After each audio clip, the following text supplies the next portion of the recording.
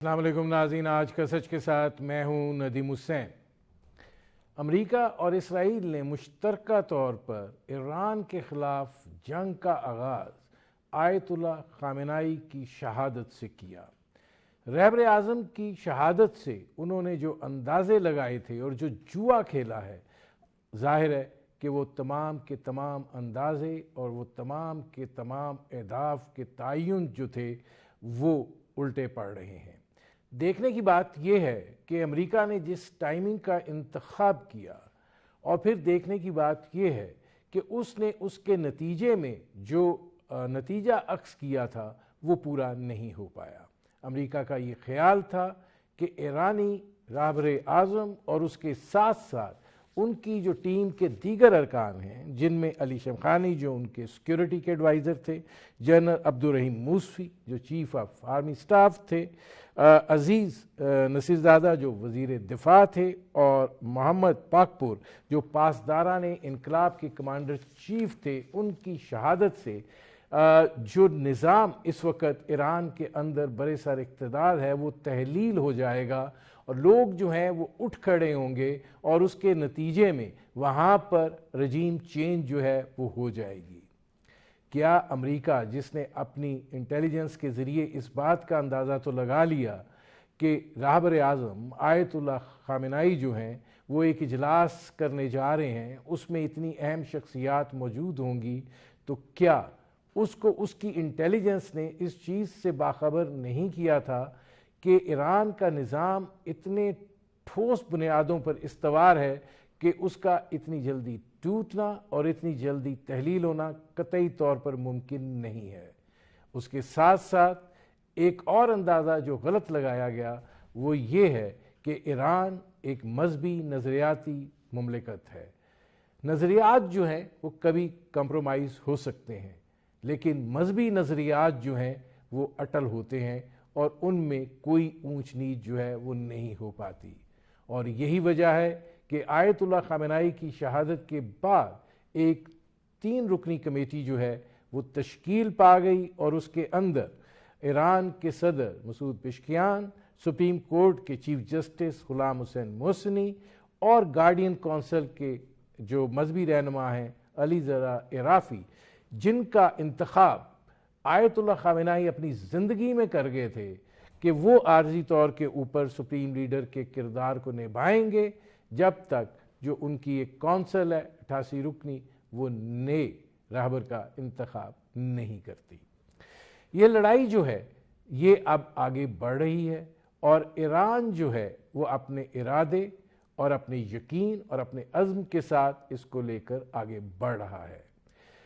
جہاں تک وہاں کی عمومی صورتحال کا تعلق ہے تو عراق کے برعکس، جہاں لوگ صدام حسین کے جانے پر جشن کے لیے نکلے تھے، وہاں پر ایران میں لوگ ایک کثیر اور بڑی تعداد میں آیت اللہ خامنہئی کے سوگ میں نکلے، اور ظاہر ہے کہ یہ وہ تصاویر تھیں جنہوں نے نہ صرف امریکہ کے صدر ڈونلڈ ٹرمپ کو الجھن میں مبتلا کیا ہوگا، بلکہ شاید ان کو اپنے فیصلے کی غلطی جو ہے اس کا بھی احساس ہوا ہوگا۔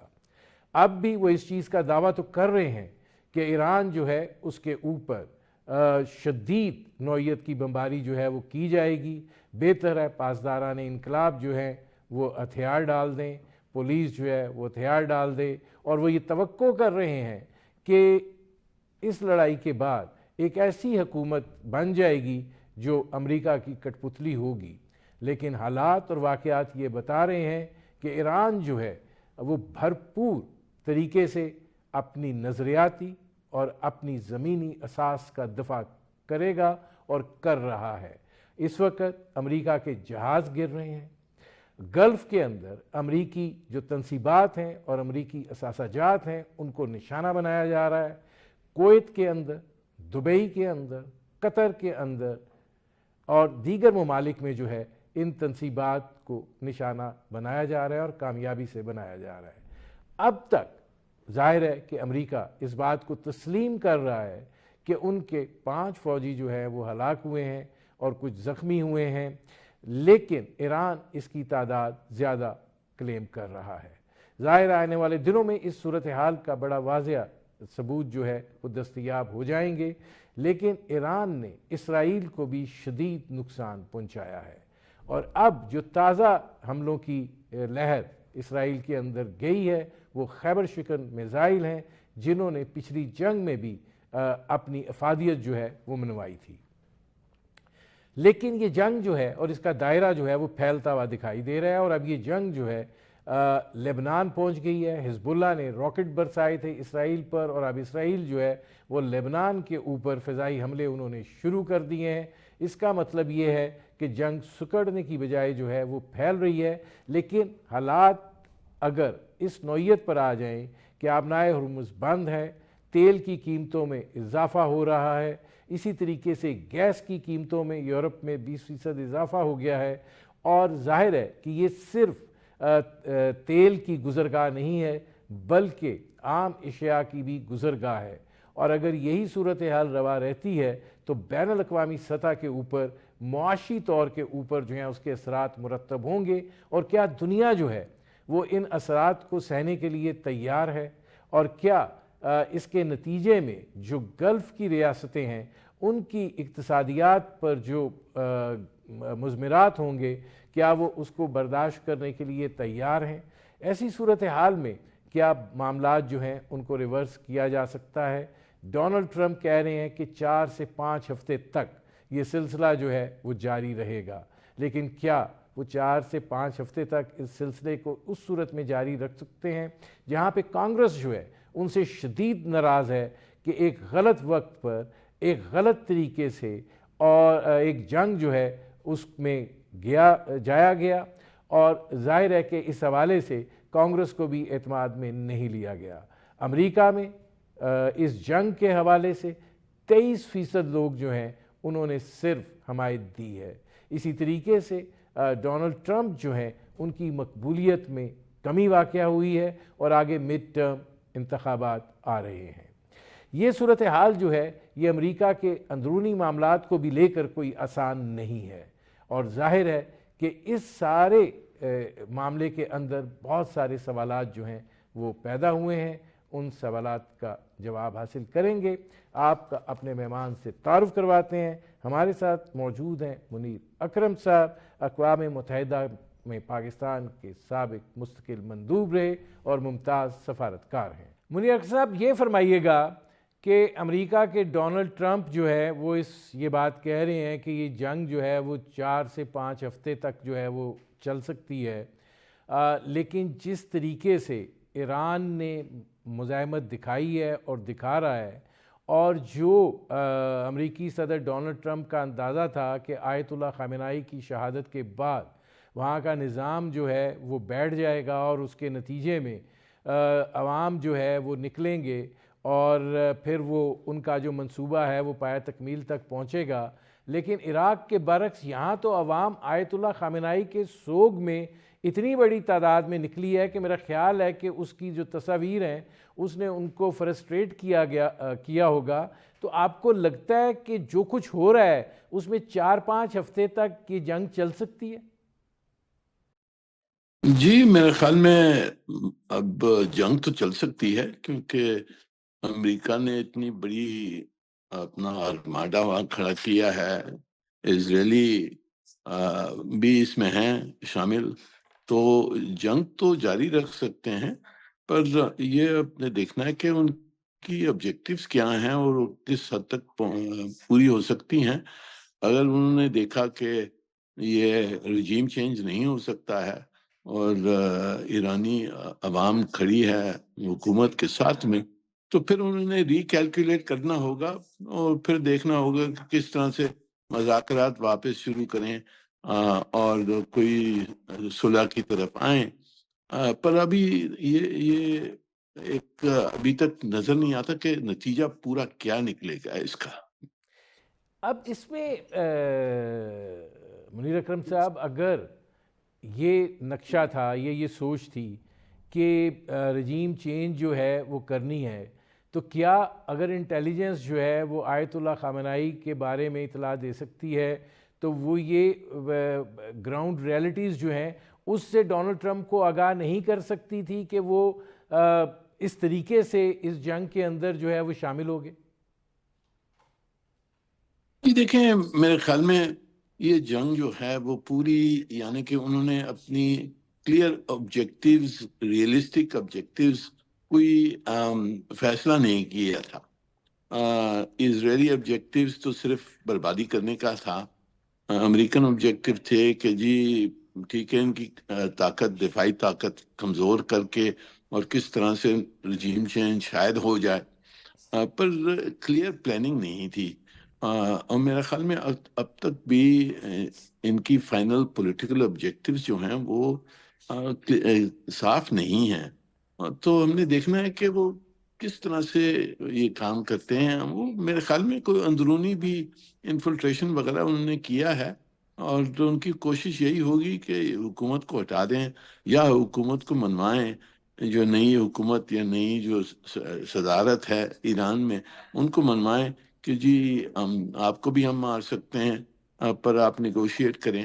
تو یہ سب ملٹری، پولیٹیکل، ڈپلومیٹک، یہ سب کھیل چل رہا ہے اس وقت۔ لیکن اس میں یہ فرمائیے گا کہ ظاہر ہے کہ امریکہ جو ہے وہ یہ کھیل لے کر تو چلا ہے، لیکن گلف کے اندر جس طریقے سے ان کے جو اثاثہ جات ہیں، ان کی جو تنصیبات ہیں، ان کو نشانہ بنایا جا رہا ہے۔ کویت کے اندر امریکن ایمبیسی پہ حملہ ہوا ہے، کویت کا وزارت دفاع کہہ رہی ہے ان کے جہاز گر رہے ہیں، دنیا F-15 کو گرتے ہوئے دیکھ رہی ہے۔ ایک ساکھ کا بھی سوال ہے۔ دوسری طرف گھر کے اندر ڈونلڈ ٹرمپ کو کانگریس کی طرف سے شدید تنقید کا سامنا ہے، وہ ناراض ہیں کہ کوئی منظوری نہیں لی گئی، کوئی بات نہیں کی گئی، اور پھر جو عوامی رائے عامہ ہے وہ بھی اس کے برعکس ہے۔ تو کیسے یہ ساری صورتحال جو ہے اس کو ڈونلڈ ٹرمپ جو ہے وہ صرف اپنی تنہا فیصلہ سازی پر لے کر آگے بڑھ سکتے ہیں؟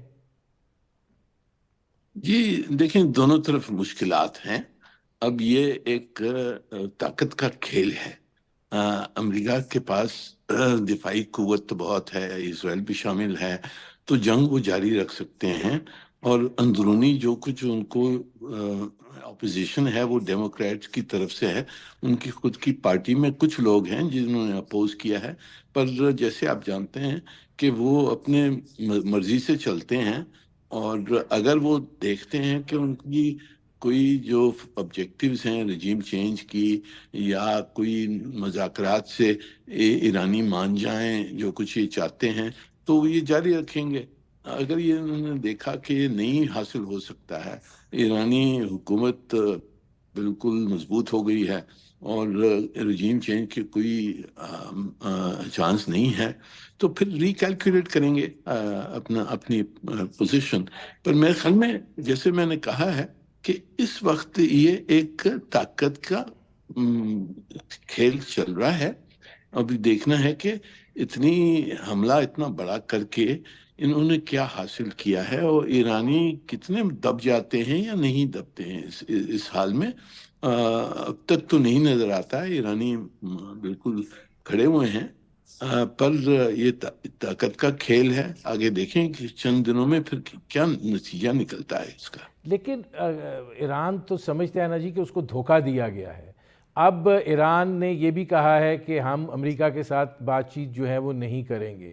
جس قدر مایوسی کا اظہار عمان کے وزیر خارجہ نے کیا تھا کہ مذاکرات جو ہیں وہ تو بہت آگے تک چلے گئے تھے، پچھلے کسی معاہدے سے بھی آگے بڑھ کر اس میں جو ہے بات چیت ہو رہی تھی، تو یہ حملہ تو اس کا تو ڈیزائن ہی پھر کچھ اور ہے۔ بات چیت تو صرف ایک ٹائم گین کرنے کی حکمت عملی دکھائی دے رہی ہے اب اس صورتحال کو دیکھتے ہوئے۔ جی دیکھیں، آخری جو یہ جو چاہتے تھے، وہ چاہتے تھے کہ ایک ایران کی دفاعی جو طاقت ہے اس کو ختم کرنا ہے، میسائلز کو ختم کرنا ہے، جس پہ نہیں انہوں نے مانا تھا، اور جو ان کی پراکسیز ہیں اس کو بھی ختم کرنا ہے۔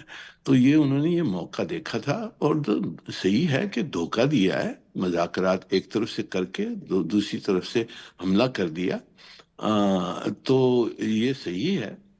پر اب انہوں نے دیکھنا ہوگا کہ جی یوز آف فورس سے کیا نتیجہ نکلا ہے۔ کیا حاصل کیا ہے کیا نہیں حاصل ہوا ہے. تو ریکیلکولیشن تو چلتی رہتی ہے نا جنگ میں. تو اب انہوں نے دیکھنا ہوگا کہ کیا نتیجہ نکلتا ہے، اس کے کیا امکان ہے.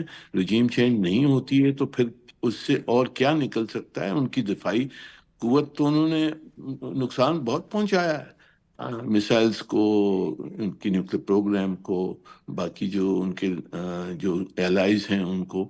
تو اب انہوں نے جج کرنا ہوگا کہ ابھی نتیجہ کیا نکل سکتا ہے. ہم نے حملہ تو کر لیا، اب ایرانی حکومت بدل سکتی ہے نہیں بدل سکتی. اگر نہیں بدل سکتی تو جو نئے لوگ آئے ہیں ان سے پھر کوئی وہ کانٹیکٹ کریں گے کہ جی اب اس پہ فیصلہ آپ کروائیں، کچھ اپنے کنسیشن ہمیں دیں تو ہم پھر رک جائیں.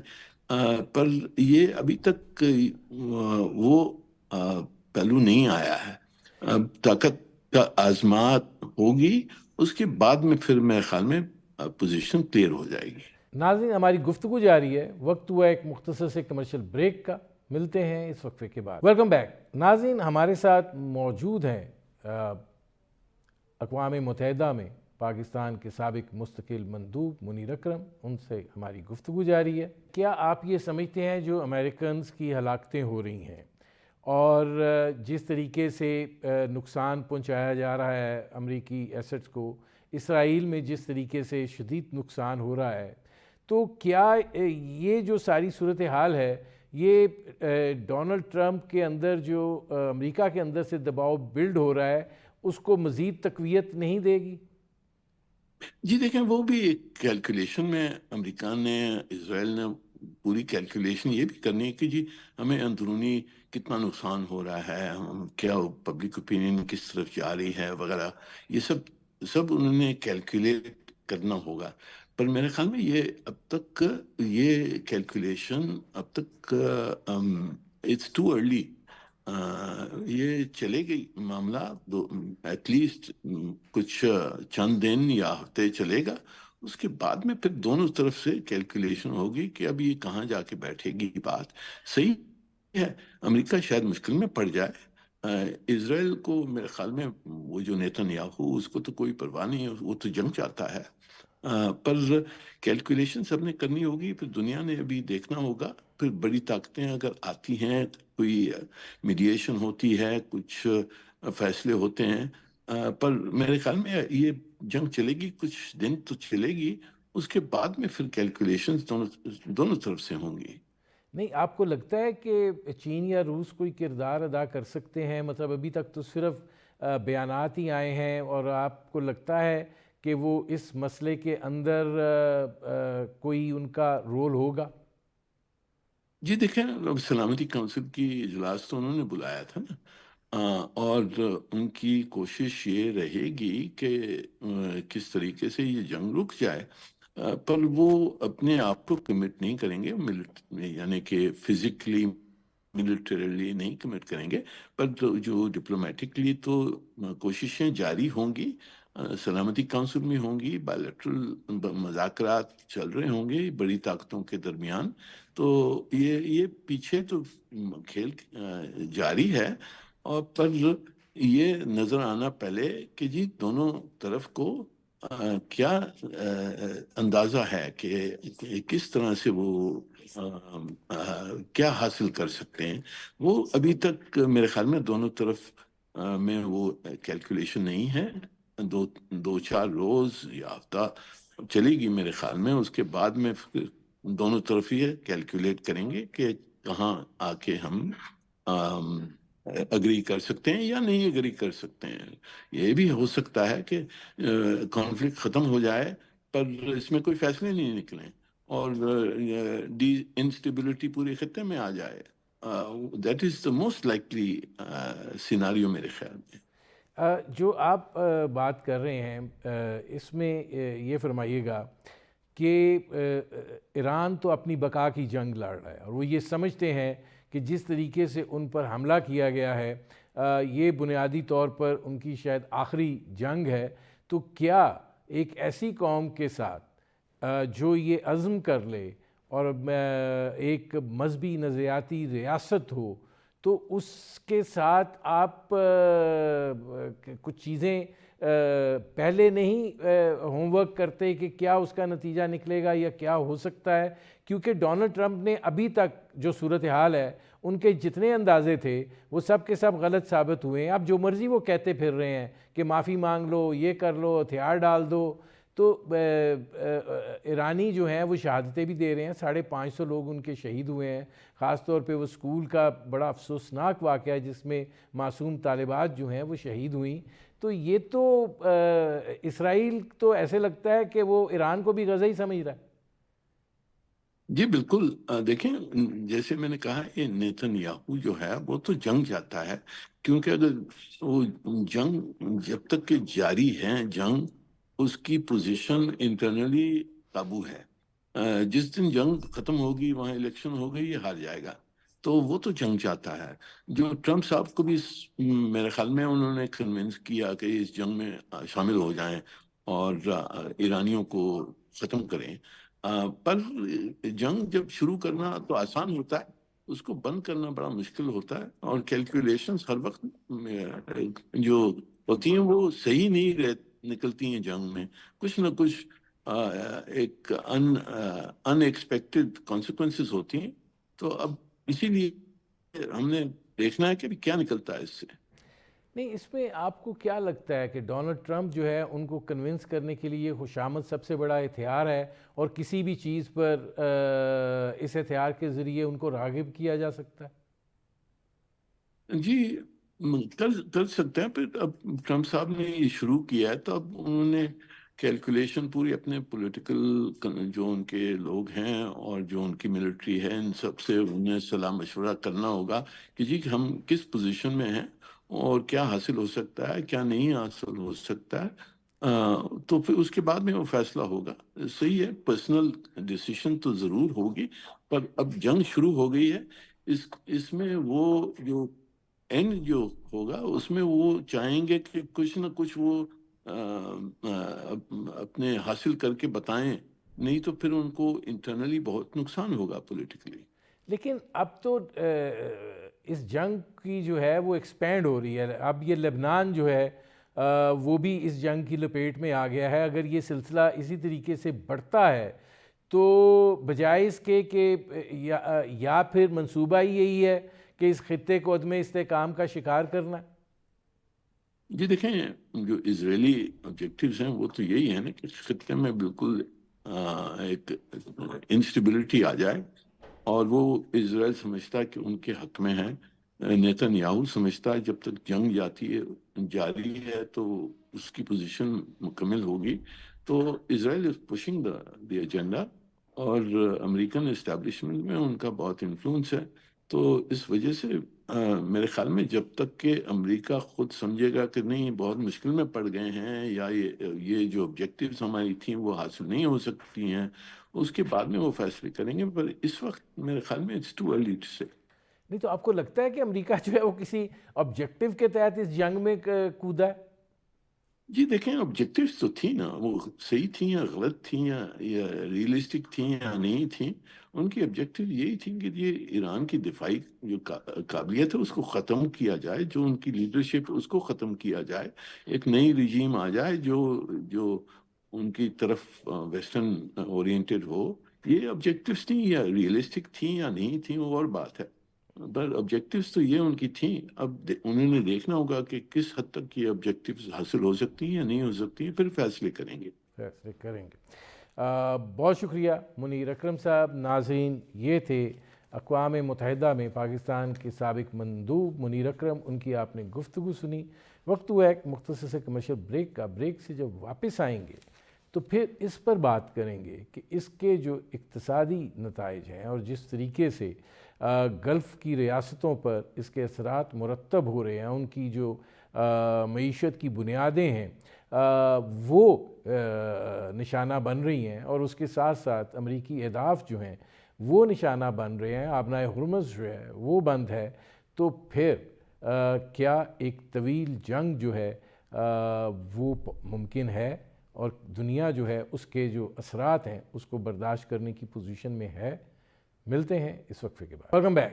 ناظرین، اب ہمیں جوائن کیا ہے جوہر سلیم صاحب نے. ممتاز سفارتکار ہیں جوہر صاحب یہ فرمائیے گا کہ امریکہ حملہ تو کر بیٹھا ہے لیکن اس کو ایران کی جانب سے جس طرح کی مزاحمت کا سامنا ہے تو جو انہوں نے اہداف کا تعین کیا تھا وہ تو لگتا ہے کہ فوری طور پہ نہیں کوئی نتیجہ خیز ثابت ہو رہے، تو یہ آپ کو معاملات اب کس طرف جاتے ہوئے دکھائی دے رہے ہیں؟ جی بالکل، دیکھیں ندیم صاحب، اس پہ میرا پرسپیکٹو تو بالکل کلیئر رہا ہے، اور میرا پرسپیکٹو یہ ہے کہ رجیم چینج ان کا اسٹریٹجک آبجیکٹو تو ہے لیکن شاید ٹیکٹیکل آبجیکٹو نہیں تھا. پچھلی بار بھی جون میں بھی نہیں تھا اور شاید اس بار بھی نہیں ہے.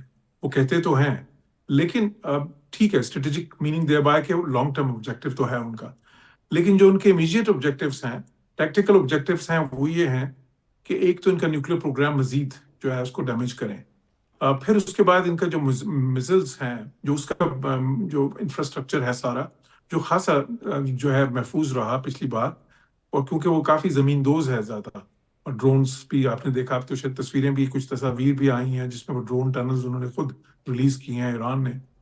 تو وہ اب اس بار وہ چاہتے ہیں کہ ان کو بالکل تباہ کریں جو ہے، اور ساتھ ہی ساتھ وہ یہ بھی چاہیں گے کہ یہ رجیم جو ہے، کیونکہ ہر بار جب یہ حملے ہوتے ہیں تو رجیم ویکن ہوتا ہے. اس کی وجہ یہ ہے کہ ایران کی جو اکنامک سچویشن ہے وہ پہلے سے زیادہ اور بھی خراب ہوتی ہے. آلریڈی بھی کوئی آپ کو پتہ ہے بہت اچھی نہیں ہے، بہت مشکلات میں ہے ایران سینکشنز کی وجہ سے، اور پھر جب کوئی جنگ ہوتی ہے تو اس میں تو آپ کو پتہ ہے کاسٹ کتنا بڑھ جاتا ہے اس کا، وہ تو اکانومی پر بہت زیادہ ایک بڑا بوجھ ہوتا ہے اس کا. تو اس وجہ سے بھی پھر پولیٹیکل انسٹیبلٹی بھی ملک کے اندر جو دیکھی گئی. اب اس میں یہ کہنا بالکل غلط نہیں ہوگا کہ یہ رجیم جو ہے اپنے ویکسٹ پوائنٹ پہ ہے ریولوشن کے بعد سے. تو وہ یہ چاہتے ہیں کہ اس کو مزید کمزور کریں.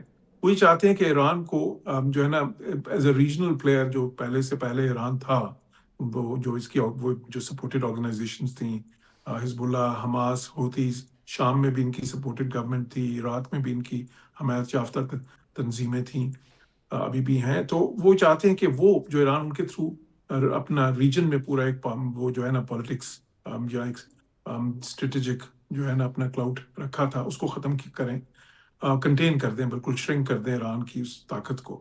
اور دوسرا وہی چاہتے ہیں کہ نیوکلیر جو ہے اس پہ انشور ہو جائے کہ یہ ایٹ لیسٹ کئی سالوں تک جو ہے وہ یہ نہیں بنا سکیں گے نیوکلیر بوم، کیونکہ ان کا سب سے بڑا اس میں جوہر صاحب دیکھیں، جہاں تک نیوکلیر کا معاملہ ہے تو وہ تو مجھے لگتا ہے کہ ایک بہانہ ہے. وہ اس لیے کہ ایک تو اس پہ ایرانین لیڈرشپ بڑی کلیئر تھی، آیت اللہ خمینی سے لے کر آیت اللہ خامنائی تک، کہ ہم نے کوئی ایٹم بم کی طرف نہیں جانا ہے، اور اس بارے میں ان کا فتویٰ جو ہے وہ بھی موجود ہے.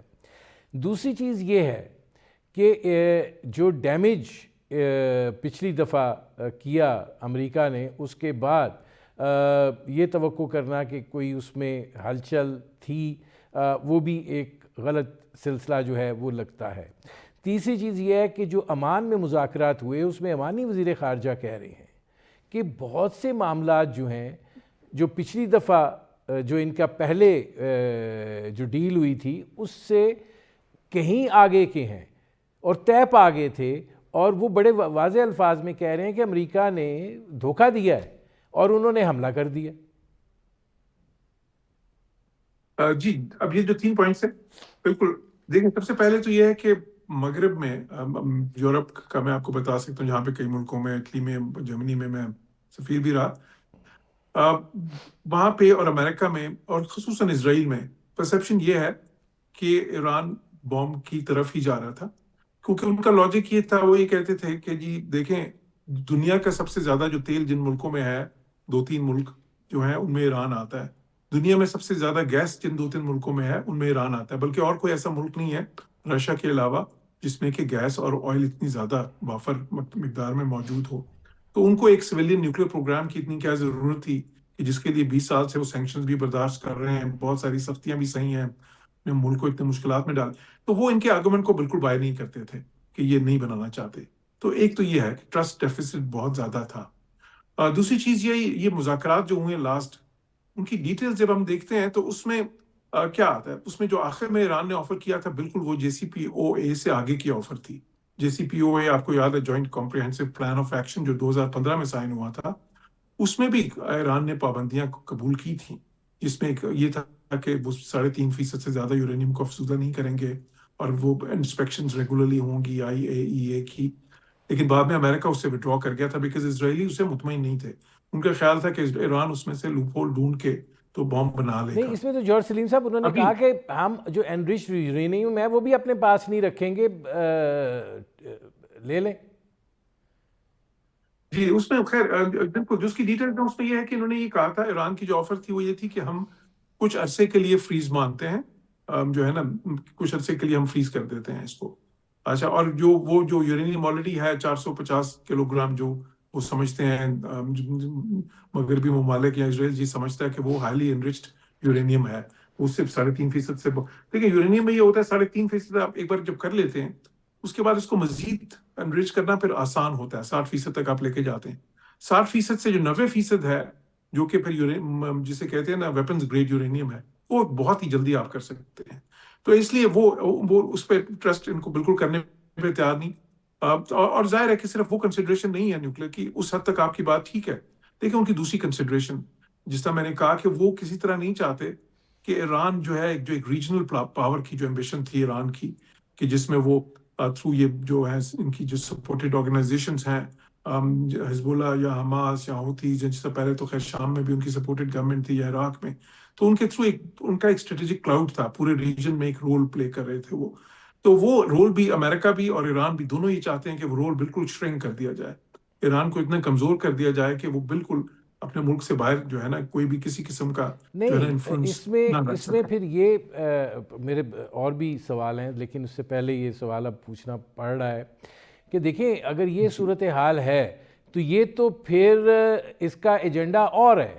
پھر اس کا ایجنڈا جو ہے وہ یہ ہے کہ گریٹر اسرائیل جو ہے اس کی جانب معاملات کو لے کر جانا, کیونکہ اگر ایران ہٹ جاتا ہے تو باقی جو گلف کے ممالک ہیں آپ کو لگتا ہے کہ وہ اس پوزیشن میں ہیں, وہ تو under the US umbrella he survive کر رہے ہیں.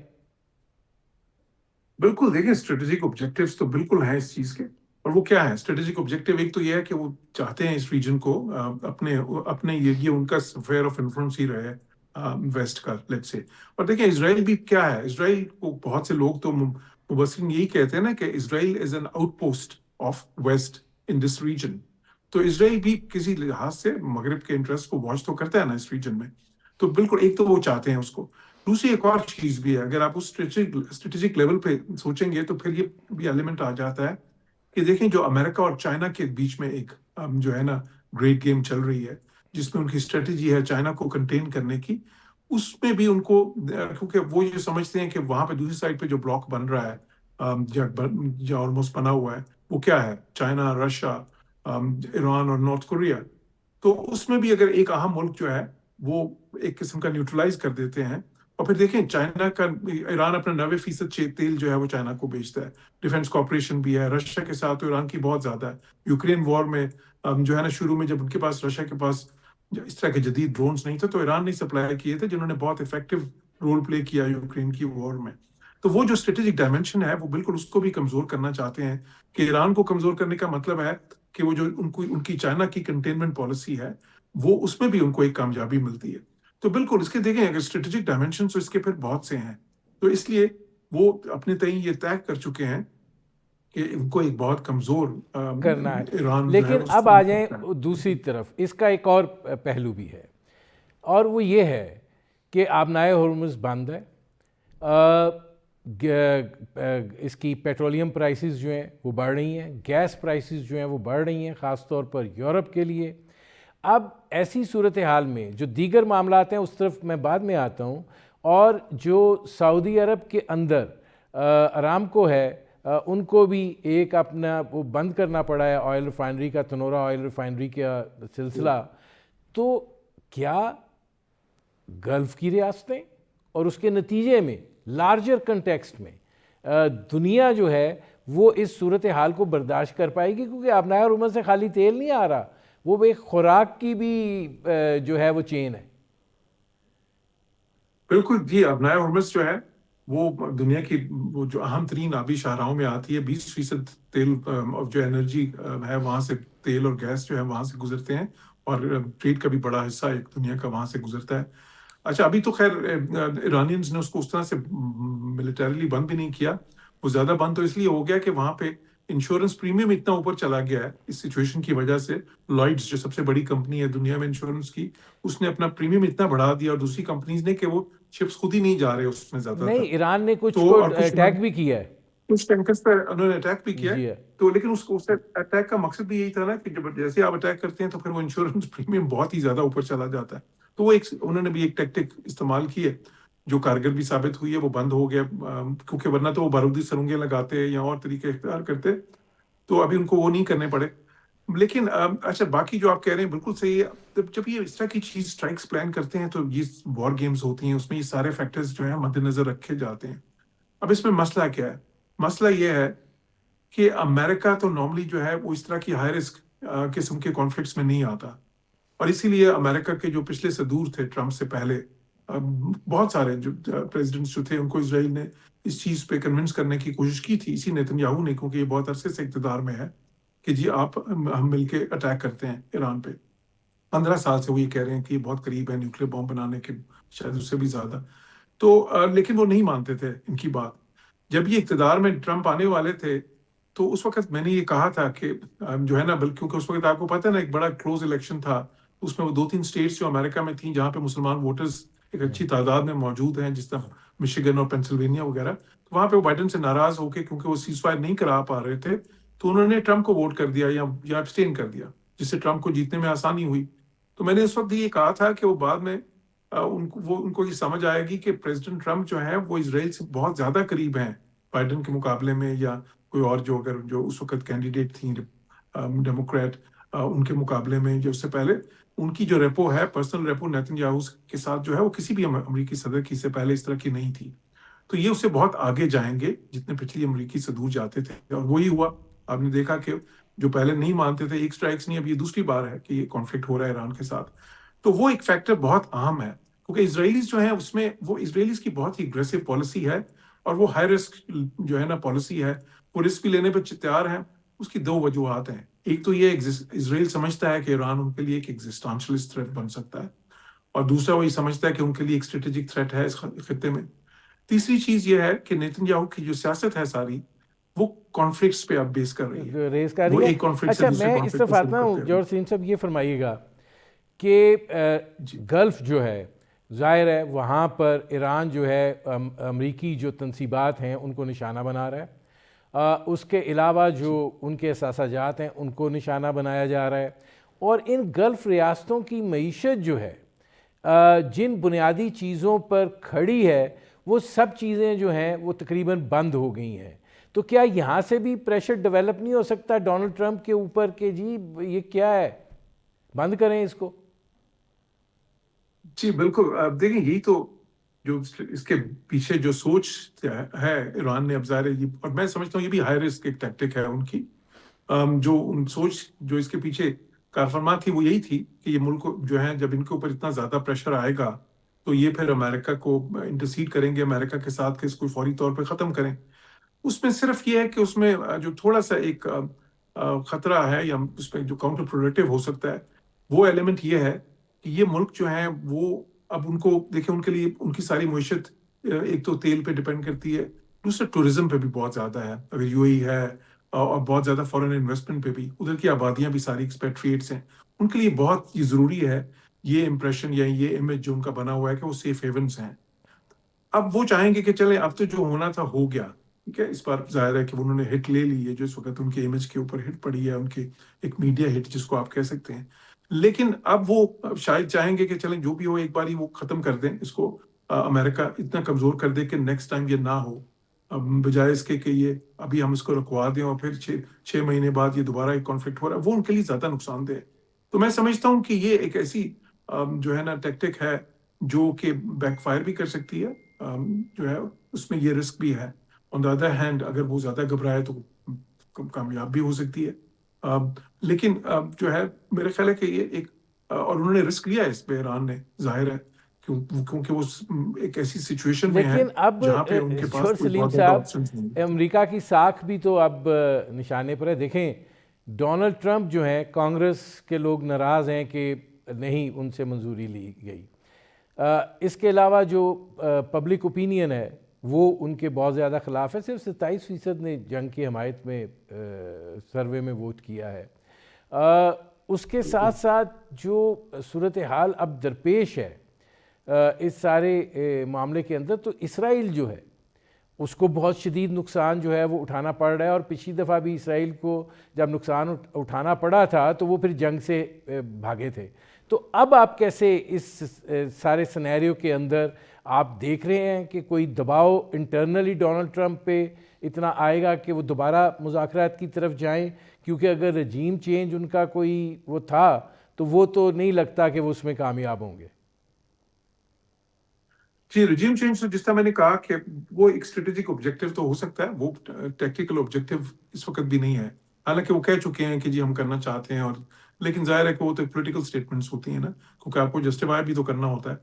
کیونکہ جب آپ مذاکرات ہو رہے تھے اور وہ نیوکلیر پہ ہی تھے اور اس پہ کنسیشن بھی آ رہی تھیں، تو پھر آپ صرف نیوکلیر کا کہہ کے تو نہیں جنگ شروع کر سکتے. پھر آپ کو ایک بڑا آبجیکٹو دینا تھا صرف ان ٹرمز آف اپنی عوام کو یا دنیا کو. تو وہ تو ہے. دیکھیں نیتن یاہو جو ہے وہ اس کو جو ہے ان چیزوں سے فرق نہیں پڑتا. پچھلی بار بھی اسرائیل کے بالکل اندر کافی زیادہ ہلاکتیں ہوئیں، نقصان بھی پہنچا.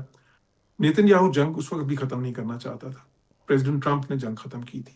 بلکہ آپ کو یاد ہوگا کہ ایک ٹائم پہ اس نے باقاعدہ پبلکلی وارن کرنا پڑا، نیتن یاہو کو ریبیوک کیا تھا کہ جی یہ بڑے کچھ تھوڑے غلط الفاظ استعمال کیے تھے کہ اب اس کو ختم کریں بالکل نا، جب ان کو لگا کہ وہ نیتن یاہو ابھی بھی اس کو ڈریگ کر رہا ہے. تو وہ اسرائیل کے تو نیتن یاہو کے تو انٹرسٹ میں ہے کہ یہ چلتا رہے، کیونکہ وہ جو ہے اس کی ساری پالیٹکس فیئر فیکٹر پہ ہے. اس کی ساری پالیٹکس جو اسی چیز پہ ہے کہ جی میں آپ کو بچا سکتا ہوں صرف. کیونکہ دیکھیں جس دن وہ اقتدار سے گیا اس کو جیل جائے گا سیدھا. اس پہ تو اس قسم کے سیریس کرپشن کے اور ابیوز آف پاور کے کیسز ہیں. تو وہ تو چاہتا ہے کہ ڈریگ ہوتا رہے اور جو ہے نا یہ چیز چلتی رہے. ہاں، امریکہ کسی اسٹیج پہ پریزیڈنٹ ٹرمپ پہ یہ پریشر آ سکتا ہے. آپ نے صحیح کہا بالکل. ابھی جو رائے عامہ کے سروے ہیں اس میں 25-26%، اس سے پہلے ایک سروے میں 21% بھی آیا ہے صرف 21% لوگ اس حق میں ہیں کہ یہ جنگ ہونی چاہیے. تو وہ پریشر بالکل پریزیڈنٹ ٹرمپ پہ اگر وہ زیادہ بڑھ گیا تو پھر کسی وقت ہو سکتا ہے کہ وہ اچانک ہی وہ یو ٹرن بھی آپ کو پتہ لے لیتے ہیں ایک دم جو ہے. نہیں، میں نے جیسے پہلے سوال میں کہا کہ ساکھ بھی تو داؤ پر لگی ہوئی ہے. دیکھیں اگر جس طریقے سے F-16 گر رہے ہیں، ان کی فوٹیجز چل رہی ہیں، تو ایک تو وار ایکانومی جو ہے اس نے ظاہر ہے اسی طریقے سے چلنا ہوتا ہے کہ آپ کے ایسٹس جو ہیں وہ آپ کو کیا نتیجہ دیتے ہیں. اگر نتیجہ یہ ہے کہ وہ ایران کے مقابلے میں گر رہے ہیں اور ایران اگر کامیاب ہو جاتا ہے ان کے کسی جہاز کو نشانہ بنانے میں، تو پھر تو ایک بڑا مسئلہ ہے. اور دوسرا ڈیڈ باڈی سے بڑا خائف ہوتے ہیں. اب تسلیم کرنا شروع ہوئے ہیں کچھ، اور اگر خود بھی اقرار کر رہے ہیں کہ یہ ہلاکتیں بڑھیں گی، تو اس کا مطلب یہ ہے کہ یہ تو پھر برداشت نہیں ہوگا. جی، جہاز گرنے جو آپ نے بات کیا، میرے خیال ہے ان کی اس چیز کی بات کریں کہ اگر کوئی ایئر کرافٹ کیریئر جو ہے وہ نشانہ بنا دیا جائے تو پھر جی اگر کوئی ایسی چیز ہو جاتی ہے، اس کی کیپیسٹی شاید نہیں ہے ایران کے پاس. وہ صرف چائنا کے پاس اس لیول کے میزلز ہیں جو وہ یہ کام کر سکتے ہیں. ایئر کرافٹ کیریئر، میں تو جب بحرین میں سفیر تھا میں نے 2 ایئر کرافٹ کیریئر وزٹ کیے ہوئے ہیں. تو وہ جو ہے نا کافی ظاہر اس کے ایک پورا بیٹل گروپ ہوتا ہے اس کے اراؤنڈ، اور اس کی جو کافی ساری اس کی جو حفاظت کے لیے بھی شپس اس کے اراؤنڈ ہوتی ہیں اور پورے میزل سسٹمز ہوتے ہیں سارا. لیکن لیٹس سے کہ اگر امریکہ کا نقصان زیادہ ہونا شروع ہو جاتا ہے تو اس میں بھی پھر 2 ایلیمنٹس آ جائیں گے. اس میں یہ کہ پھر اس صورت میں جو ہے پریشر یہ بھی آ جاتا ہے کہ اب اگر آپ کا نقصان زیادہ ہو گیا، آپ اس سچویشن میں چھوڑتے ہیں جنگ، تو وہ بھی آپ کے لیے مصیبت بن جاتی ہے، کیونکہ پھر تو آپ کی الٹا ساکھ امریکہ میں اور زیادہ گر جائے گی. تو اگر کوئی بڑا نقصان امریکہ کو ہو جاتا ہے تو وہ پھر دیکھیں وہ بھی ایک پھر ایسا فیکٹر بن جاتا ہے کہ پھر کئی بار اس کی وجہ سے آپ سٹک بھی ہو سکتے ہیں، because then you want to leave at a point of your choice. تو اس لیے وہ میرے خیال ہے کہ شاید اسی طرح اگر یہ چلتی رہے اور کچھ دنوں کے بعد پریزیڈنٹ ٹرمپ کے پاس کافی کچھ ہوگا کہنے کے لیے، کیونکہ وہ کہہ سکتے ہیں کہ دیکھیں جی میں نے پوری ان کی لیڈرشپ جو ہے وہ وائپ آؤٹ کر دی ہے، ہم نے ان کے یہ چیزیں تباہ کر دی ہیں. جس طرح پچھلی بار بھی انہوں نے کہا تھا نیوکلیر پروگرام بالکل تباہ ہو گیا ہے، ان کی میزل سائٹس بھی تباہ ہو گئی ہیں. اگر کسی وقت انہوں نے ڈیسائیڈ کیا تو اور باتیں بنانے کے 2 ماسٹر ہیں، ان کے لیے یہ کوئی مجبوری نہیں ہوگی کہ انہوں نے امریکن عوام کو کیا کہنا ہے. وہ ان کے لیے وہ میرا خیال ہے کہ ان کے پاس خاصا مواد ہوگا. بہت شکریہ جوہر سلیم صاحب. ناظرین یہ تھے ممتاز سفارتکار جوہر سلیم، ان کی آپ نے گفتگو سنی. اب تک کے لیے اتنا ہی، اجازت دیجیے.